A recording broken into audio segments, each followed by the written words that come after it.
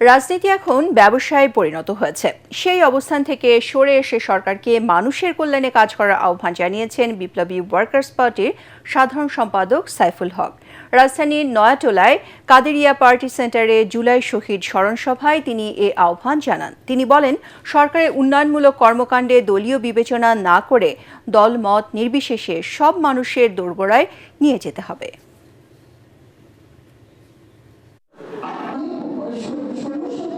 রাজনীতি অনেকের কাছে দ্রুত ক্ষমতা এবং অর্থবিত্ত গড়ে তোলা, টাকা পয়সা কামানোর একটা মাধ্যম। আমি বলেছি রাজনীতি আমার এরকম কোনো পেশা না, এটা কোনো ব্যবসা না। আমি বলেছি রাজনীতি আমার কাছে ইবাদতের মতো। সরকারের মধ্যে বিএনপি পুরোটা ঢুকে যাচ্ছে। মেহরবানি করে সরকারের মধ্যে বিএনপিকে পুরোটা ঢুকাই দিয়ে না। সরকারও ঢুকবে, বিএনপিও ঢুকবে।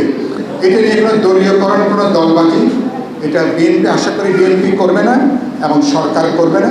আপনারাও এই ব্যাপারে সহযোগিতা করবেন।